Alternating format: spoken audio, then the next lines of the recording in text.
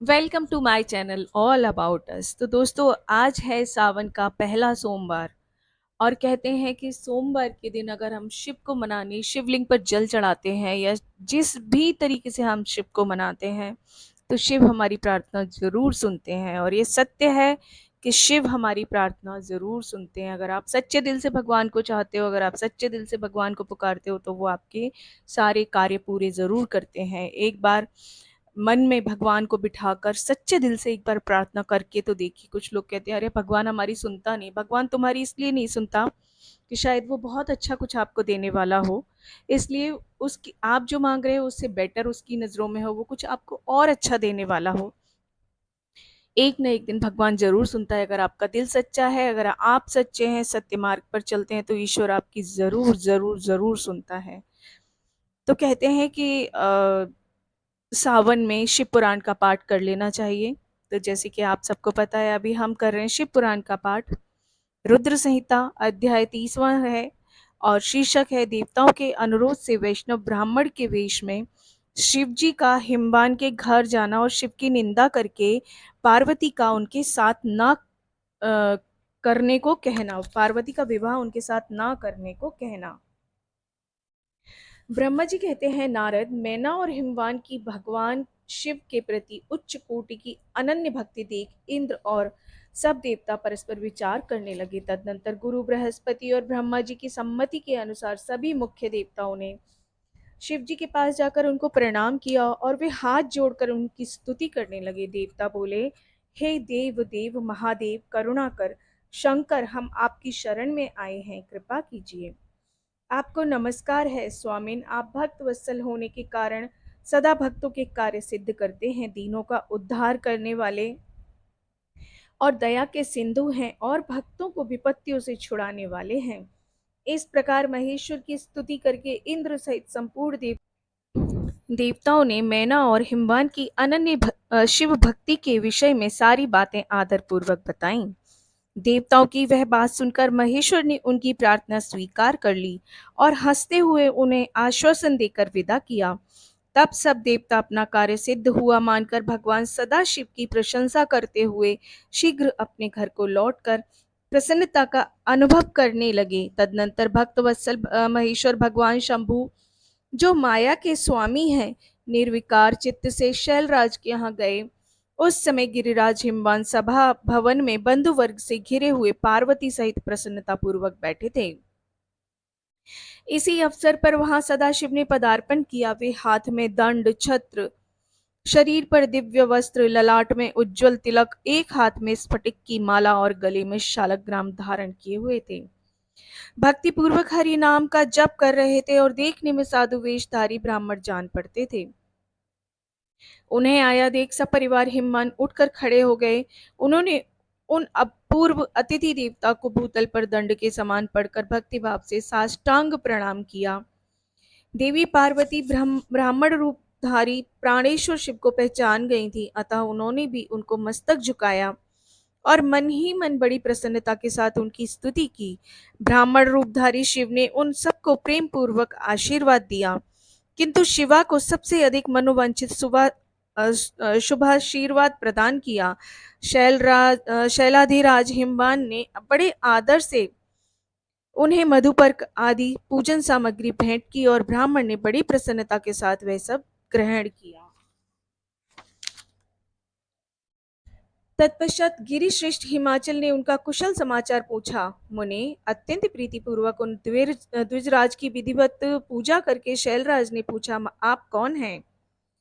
तब उन ब्राह्मण शिरोमणि ने गिरिराज से शीघ्र ही आदर पूर्वक कहा। वे श्रेष्ठ ब्राह्मण बोले, गिरिश्रेष्ठ, मैं उत्तम विद्वान वैष्णव ब्राह्मण हूँ और ज्योतिषी की वृत्ति का आश्रय लेकर भूतल पर भ्रमण करता रहता हूँ। मन के समान मेरी गति है। मैं सर्वत्र जाने में समर्थ और गुरु की दी हुई शक्ति से सर्वज्ञ, परोपकारी, शुद्धात्मा, दया सिंधु और विकार नाशक हूँ। मुझे ज्ञात हुआ है कि तुम अपनी इस लक्ष्मी सरी की सुंदर रूप वाली दिव्य सुलक्षणा अपनी पुत्री को एक आश्रय रहित, असंग, कुरूप और गुणहीन वर महादेव जी के हाथ में देना चाहते हो। वे रुद्र देवता मरघट में वास करते, शरीर में सांप लपेटे रहते हैं और योग साधते फिरते हैं। उनके पास पहनने के लिए एक वस्त्र भी नहीं है, वैसे ही नंग धड़ंग घूमते हैं। आभूषण की जगह सर्प धारण करते हैं। उनके कुल का नाम आज तक किसी को ज्ञात नहीं हुआ है। वे कुपात्र और कुशील हैं, स्वभावतः विहार से दूर रहते हैं, सारे शरीर में भस्म रमाते हैं। क्रोधी और अविवेकी हैं। उनकी अवस्था कितनी है यह किसी को ज्ञात नहीं है। वे अत्यंत कुत्सित जटा का बोझ सदा सिर पर धारण किए रहते हैं। वे भले बुरे सबको आश्रय देने वाले, भ्रमणशील, नाग हारधारी भिक्षुक, कुमार्ग परायण और हठ पूर्वक वैदिक मार्ग का त्याग करने वाले हैं। ऐसे अयोग्य वर को आप अपनी बेटी ब्याहना चाहते हैं? अचल राज, अवश्य ही आपका यह विचार मंगलदायक नहीं है। नारायण कुल में उत्पन्न ज्ञानियों में श्रेष्ठ गिरिराज, मेरे कथन का मर्म समझो। तुमने जिस पात्र को ढूंढ रखा है वह इस योग्य नहीं है कि उसके हाथ में पार्वती का हाथ दिया जाए। शैलराज, तुम ही देखो, उनके एक भी भाई बंधु नहीं है। तुम तो बड़े बड़े रत्नों की खान हो, किंतु उनके घर में भूजी भांग भी नहीं है। वे सर्वथा निर्धन हैं। गिरिराज, तुम शीघ्र ही अपने भाई बंधुओं से, मैना देवी से, सभी बेटों से और पंडितों से भी प्रयत्न पूर्वक पूछ लो, किंतु पार्वती से ना पूछना, क्योंकि उन्हें शिव के गुण दोष की परख नहीं है। ब्रह्मा जी कहते हैं, नारद, ऐसा कहकर वे ब्राह्मण देवता, जो नाना प्रकार की लीला करने वाले शांत स्वरूप शिव ही थे, शीघ्र खा पीकर आनंद पूर्वक वहां से अपने घर को चले गए। अध्याय 31वां यहाँ समाप्त होता है। अब करते हैं अपना अध्याय 31वां, जिसका शीर्षक है मैना का कोप भवन में प्रवेश।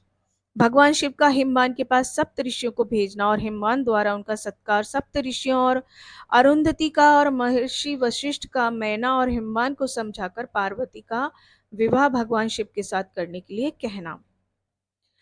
ब्रह्मा जी कहते हैं, ब्राह्मण रूपधारी शिव जी के वचनों का मैना के ऊपर बड़ा प्रभाव पड़ा और उन्होंने दुखी होकर पति से कहा, हे गिरिराज, इन वैष्णव ब्राह्मण ने शिव जी की जो निंदा की है उसे सुनकर मेरा मन उनकी ओर से बहुत खिन्न और विरक्त हो गया है।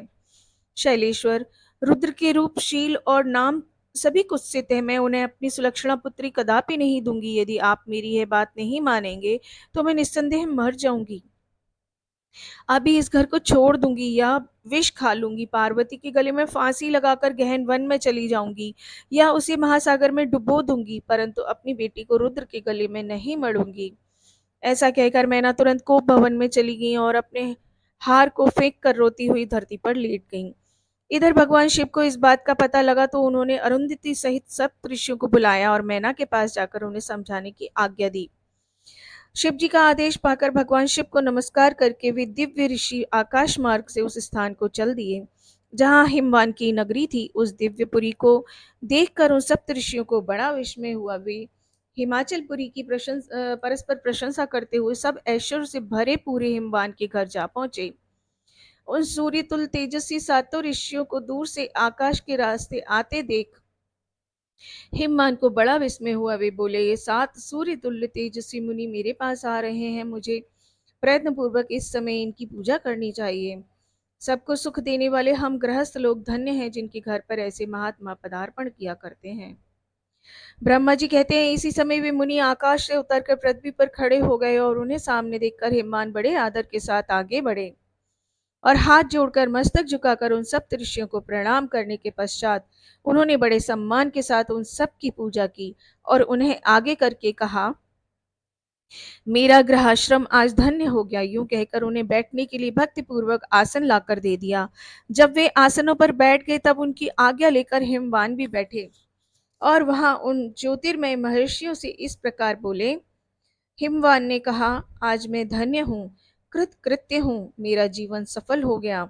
मैं लोक में बहुत से तीर्थों की भांति दर्शनीय बन गया, क्योंकि आज आप जैसे विष्णु रूपी महात्मा मेरे घर पधारे हैं। आप लोग पूर्ण काम हैं। हम दोनों के घर में आपका क्या काम हो सकता है, तथापि मुझ सेवक के योग्य यदि कोई कार्य है तो कृपा पूर्वक मुझे उसे अवश्य कहें। उसे पूर्ण करने से मेरा जीवन सफल हो जाएगा। ऋषि बोले, शैलराज, भगवान शिव को जगत का पिता कहा गया है और शिवा जगन माता मानी गई हैं। अतः तुम्हें महात्मा शंकर को अपनी कन्या दे देनी चाहिए। हिमालय, ऐसा करके तुम्हारा जन्म सफल हो जाएगा। और तुम जगत गुरु के भी गुरु हो जाओगे, इसमें संशय नहीं है। मुनीश्वर, सप्तऋषियों का यह वचन सुनकर हिमवान ने दोनों हाथ जोड़ उन्हें प्रणाम करके इस प्रकार कहा। हिमालय बोले, महाभाग सप्तऋषियों, आप लोगों ने जो ये बात कही है उसे शिव की इच्छा से मैंने पहले से ही मान रखा था, किंतु प्रभु, इन दिनों एक वैष्णव धर्मी ब्राह्मण ने आकर भगवान शिव के प्रति प्रसन्नता पूर्वक बहुत सी उल्टी बातें बताई हैं। तभी से शिवा की माता का ज्ञान भ्रष्ट हो गया और वे अपनी बेटी का विवाह उस योगी रुद्र के साथ नहीं करना चाहती। ब्राह्मणों, वे बड़ा भारी हट करके मैले कपड़े पहन कोप भवन में चली गई हैं और समझाने पर भी वे नहीं समझ रही। मैं भी उस वैष्णव ब्राह्मण की बात सुनकर ज्ञान भ्रष्ट हो गया हूँ। आपसे सच कहता हूँ, भिक्षुक रूपधारी महेश्वर की को बेटी देने की मेरी भी अब इच्छा नहीं है। ब्रह्मा जी कहते हैं, नारद, मुनियों के बीच में बैठे हुए शैलराज शिव की माया से मोहित हो उपयुक्त बात कहकर चुप हो गए।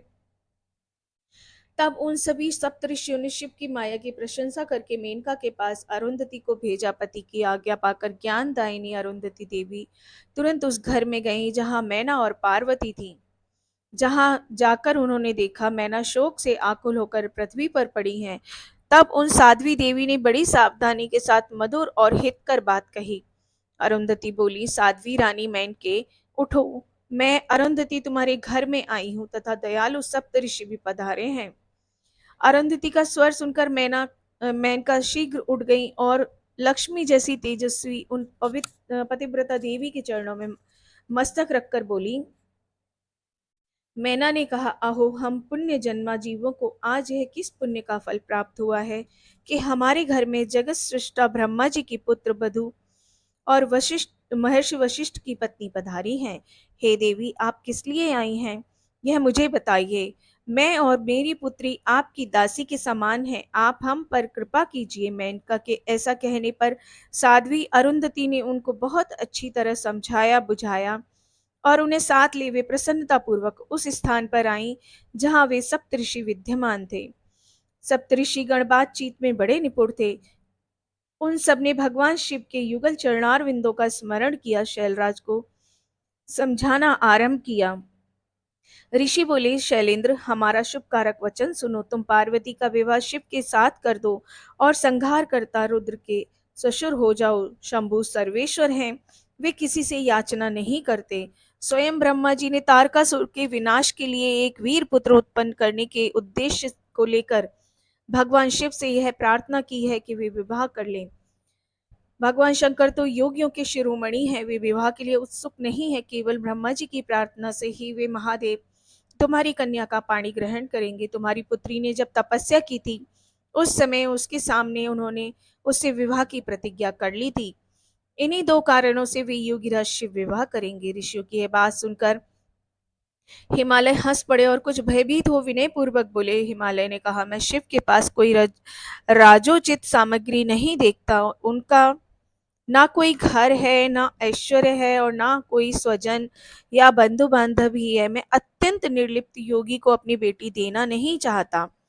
आप लोग वेद विधाता ब्रह्मा जी के पुत्र हैं, अतः आप निश्चित विचार कीजिए।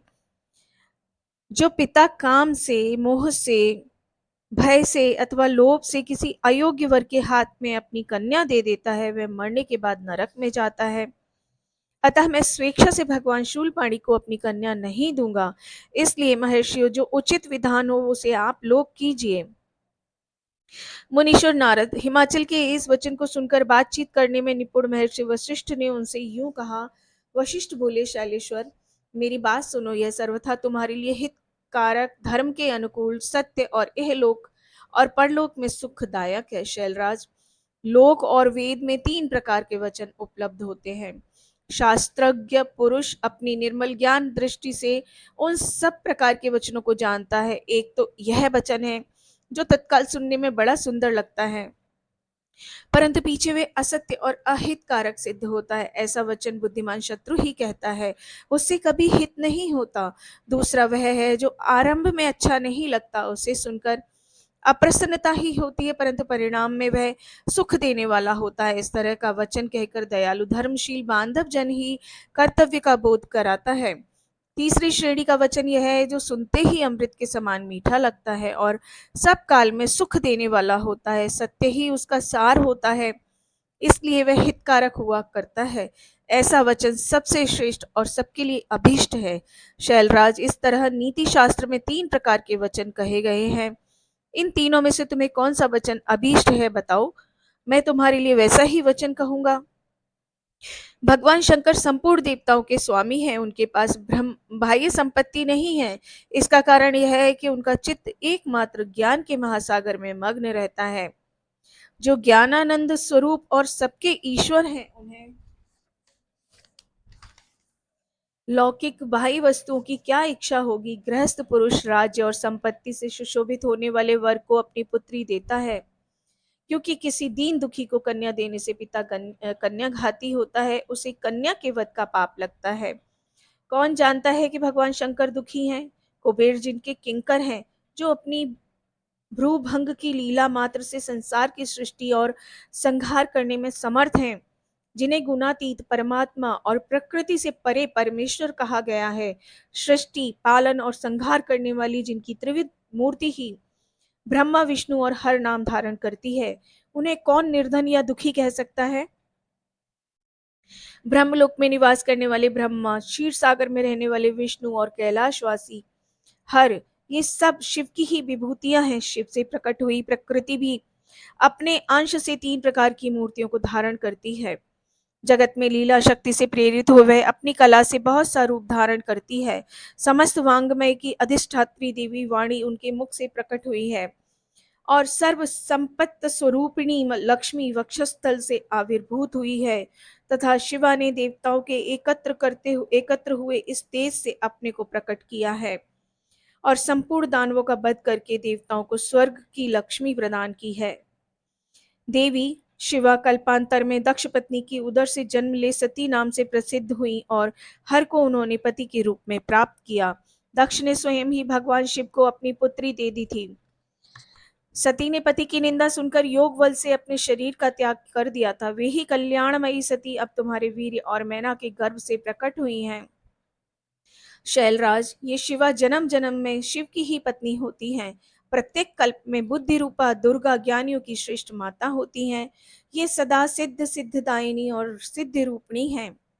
भगवान हर चिताभस्म के रूप में सती के अस्थि चूर्ण को ही स्वयं प्रेम पूर्वक अपने अंगों में धारण करते हैं।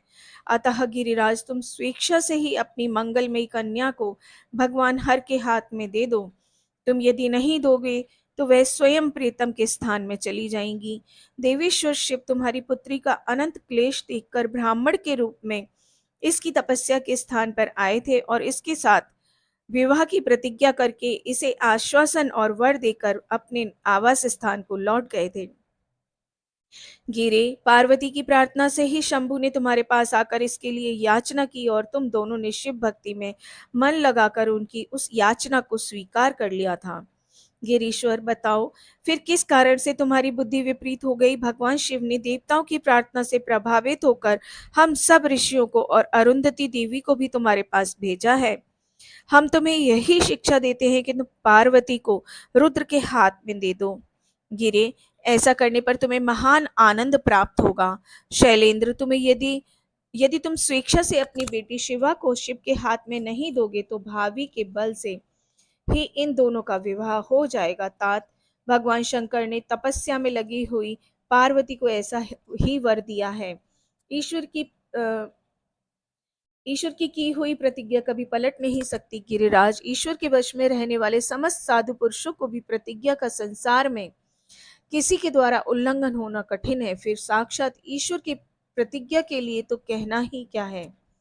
तो अध्याय 31 यहाँ समाप्त होता है। अब करते हैं अपना अगला अध्याय 32 और 33, जिसका शीर्षक है सप्तऋषियों के समझाने और मेरु आदि के कहने से पत्नी सहित हिमवान का शिव के साथ अपनी पुत्री के विवाह का निश्चय करना और सप्तऋषियों का शिव के पास जाओ, उन्हें सब बात बताकर अपने धाम को जाना। ब्रह्मा जी कहते हैं, नारद, तदनंतर वशिष्ठ ने प्राचीन काल में राजा अनरण्य के द्वारा अपनी कन्या पद्मा का पिप्पलाद के साथ विवाह करने की तथा धर्म के वरदान से पिप्पलाद के तरुण अवस्था रूप गुण सदा स्थिर रहने वाले यौवन, कुबेर और इंद्र से भी बढ़कर धन, ऐश्वर्य, भक्ति, सिद्धि और समता प्राप्त करने की, और पद्मा के स्थिर यौवन, सौभाग्य, संपत्ति और भर्ता के द्वारा परम गुणवान 10 पुत्रों के प्राप्त करने की कथा सुनाकर कहा, शैलेंद्र, तुम मेरे कथन के सार तत्व को समझकर अपनी पुत्री पार्वती का हाथ महादेव जी के हाथ में दे दो, और मैना सहित तुम्हारे मन में जो भी कुरोष है उसे त्याग दो। आज से 1 सप्ताह व्यतीत होने पर अत्यंत शुभ और दुर्लभ मुहूर्त आने वाला है। उस समय चंद्रमा लग्न के स्वामी होकर अपने पुत्र बुध के साथ लग्न में ही स्थित होंगे। पुत्र बुध के साथ लग्न में ही स्थित होंगे। उनका रोहिणी नक्षत्र के साथ योग होगा। चंद्रमा और तारे शुद्ध होंगे। मार्गशीर्ष मास के अंतर्गत संपूर्ण दोषों से रहित सोमवार को, जबकि लग्न पर संपूर्ण शुभ ग्रहों की दृष्टि होगी, पाप ग्रहों की दृष्टि नहीं होगी, तब बृहस्पति ऐसे स्थान पर स्थित होंगे जहां से वे उत्तम संतान और पति का सौभाग्य देने में समर्थ होंगे। ऐसे मुहूर्त में तुम अपनी कन्या अमूल प्रकृति ईश्वरी जगदम्बा पार्वती को जगत पिता भगवान शिव के हाथ में देकर कृतार्थ हो जाओ। ऐसा कहकर ज्ञान शिरोमणि मुनिवर वशिष्ठ नाना प्रकार की लीला करने वाले भगवान शिव का स्मरण करके चुप हो गए। वशिष्ठ जी की बात सुनकर सेवकों और पत्नी सहित गिरिराज हिमालय बड़े विस्मित हुए और दूसरे दूसरे पर्वतों से बोले। हिमालय ने कहा, गिरिराज मेरु, सह्य, गंधमादन, मद्राचल, मैनाक और विंध्याचल आदि पर्वतेश्वरों, आप सब लोग मेरी बात सुनो। वशिष्ठ जी ऐसी बात कह रहे हैं, अब मुझे क्या करना चाहिए, इस बात का विचार करना है। आप लोग अपने मन से सब बातों का निर्णय करके जैसा ठीक समझे वैसा करें। हिमाचल की यह बात सुनकर सुमेरु आदि पर्वत भली भांति निर्णय करके उनसे प्रसन्नता पूर्वक बोले। पर्वतों ने कहा, महाभाग, इस समय विचार करने से क्या लाभ, जैसा ऋषि लोग कहते हैं उनके अनुसार ही कार्य करना चाहिए। वास्तव में यह कन्या देवताओं का कार्य सिद्ध करने के लिए ही उत्पन्न हुई है। इसने शिव के लिए ही यह अवतार लिया है, इसलिए यह शिव को दे देनी ही चाहिए। यदि इसने रुद्रदेव की आराधना की है और रुद्र ने आकर इसके साथ वार्तालाप किया है, तो इसका विवाह उन्हीं के साथ हो जाना चाहिए। ब्रह्मा जी कहते हैं, नारद, उन मेरु आदि पर्वतों की यह बात सुनकर हिमाचल बड़े प्रसन्न हुए और गिरजा भी मन ही मन हंसने लगी। अरुंधति ने भी अनेक कारण बताकर, नाना प्रकार की बातें सुनाकर और विविध प्रकार के इतिहासों का वर्णन करके मैना देवी को समझाया, और शैल पत्नी में इनका सब कुछ समझ गई और प्रसन्न चित हो उन्होंने मुनियों, अरुंधति जी को और हिमाचल को भी भोजन कराकर स्वयं भोजन किया। तदनंतर ज्ञानी गिरिश्रेष्ठ हिमाचल ने उन मुनियों की भली भांति सेवा की। उनका मन प्रसन्न और सारा भ्रम दूर हो गया। उन्होंने हाथ जोड़कर प्रसन्नता पूर्वक उन महर्षियों से कहा। हिमालय बोले, महाभाग, सप्त ऋषियों, आप लोग मेरी बात सुने। मेरा सारा संदेह दूर हो गया है। मैंने शिव पार्वती के चरित्र सुन लिए हैं। अब मेरा शरीर, मेरी पत्नी मैना, मेरे पुत्र पुत्री, रिद्धि सिद्धि और अन्य सारी वस्तुएं भगवान शिव की ही हैं, दूसरे किसी की नहीं है। ब्रह्मा जी कहते हैं, ये नारद, ऐसा कहकर हिमाचल ने अपनी पुत्री की ओर से आदर पूर्वक देखा और उसे वस्त्राभूषणों से विभूषित करके ऋषियों की गोद में बिठा दिया। तत्पश्चात वे शैलराज पुनः प्रसन्न हो उन ऋषियों से बोले, यह भगवान रुद्र का भाग है, इसे मैं उन्हीं को दूंगा। ऐसा निश्चय कर लिया। ऋषि बोले, गिरिराज, भगवान शंकर तुम्हारे याचक हैं, तुम स्वयं उनके दाता हो और पार्वती देवी भिक्षा है, इससे उत्तम और क्या हो सकता है। हिमाचल, तुम अब समस्त पर्वतों के राजा, सबसे श्रेष्ठ और धन्य हो, अतः तुम्हारे शिखरों की सामान्य गति है। तुम्हारे सभी शिखर सामान्य रूप से पवित्र और श्रेष्ठ है। ब्रह्मा जी कहते हैं, हे नारद, ऐसा कहकर निर्मल अंतःकरण वाले उन मुनियों ने गिरिराज कुमारी पार्वती को हाथ से छूकर आशीर्वाद देते हुए कहा, शिवे, तुम भगवान शिव के लिए सुखदायिनी हो, तुम्हारा कल्याण होगा। जैसे शुक्ल पक्ष में चंद्रमा बढ़ते हैं, ठीक उसी प्रकार तुम्हारे गुणों की वृद्धि हो। ऐसा कहकर सब मुनियों ने गिरिराज को प्रसन्नता पूर्वक फल फूल दे विवाह के पक्के होने का दृढ़ विश्वास कर लिया। उस समय परम सती सुमुखी अरुंधति ने प्रसन्नता पूर्वक भगवान शिव के गुणों का बखान करके मैना को लुभा दिया। तदनंतर गिरिराज हिमवान ने परम उत्तम मांगलिक लोकाचार का आश्रय ले हल्दी और कुमकुम से अपनी दाढ़ी मूछ का मार्जन किया। तत्पश्चात चौथे दिन उत्तम लग्न का निश्चय करके परस्पर संतोष देवे सप्तऋषि भगवान शिव के पास चले गए। वहां जाकर शिव को नमस्कार किया और विविध सूक्तियों से उनका स्तवन करके वे वशिष्ठ आदि सब मुनि परमेश्वर शिव से बोले। ऋषियों ने कहा, हे देव देव महादेव परमेश्वर, हे महाप्रभु, आप प्रेम पूर्वक हमारी बात सुने। आपके इन सेवकों ने जो कार्य किया है उसे जान ले महेश्वर। हमने नाना प्रकार के सुंदर वचन और इतिहास सुनाकर गिरिराज और मैना को समझा दिया है। गिरिराज ने आपके लिए पार्वती का वाग्दान कर दिया है, अब इसमें कोई ननु नच नहीं है। अब आप अपने पार्षदों और देवताओं के साथ उनके यहाँ विवाह के लिए पधारिए। महादेव प्रभु, अब शीघ्र हिमालय के घर पधारिए और वेदोक्त रीति के अनुसार पार्वती का अपने लिए पाणी ग्रहण कीजिए। सप्तऋषियों का यह वचन सुनकर लोकाचार परायण महेश्वर प्रसन्नचित्त हो हंसते हुए इस प्रकार बोले। महेश्वर ने कहा, महाभाग सप्तऋषियों, विवाह का तो मैंने न कभी देखा है और न कभी सुना है। तुम लोगों ने पहले जैसे देखा हो उसके अनुसार विवाह की विशेष विधि का वर्णन करो। महेश्वर के उस लौकिक शुभ वचन को सुनकर वे ऋषि हंसते हुए देवादिदेव भगवान सदाशिव से बोले। ऋषियों ने कहा, प्रभु आप पहले तो भगवान विष्णु को विशेषतः उनके पार्षदों सहित शीघ्र ही बुला लें, फिर पुत्रों सहित ब्रह्मा जी को, देवराज इंद्र को, समस्त ऋषियों को, यक्ष गंधर्व किन्नर सिद्ध विद्याधर और अप्सराओं को प्रसन्नता पूर्वक आमंत्रित करें। इनको तथा अन्य सब लोगों को यहाँ सादर बुलवा लें, वे सब मिलकर आपके कार्य का साधन कर लेंगे, इसमें संशय नहीं है। ब्रह्मा जी कहते हैं, नारद ऐसा कहकर वे सातों ऋषि उनकी आज्ञा ले भगवान शंकर की स्थिति का वर्णन करते हुए वहां से प्रसन्नता पूर्वक अपने धाम को चले गए। तो अध्याय 33वां भी यहाँ पर समाप्त होता है। अब अपना अगला अध्याय 34 और 34, 35 और 36 ये इकट्ठे आएंगे अगले शीर्षक में। इन सबको हम इकट्ठे करेंगे। तब तक के लिए धन्यवाद।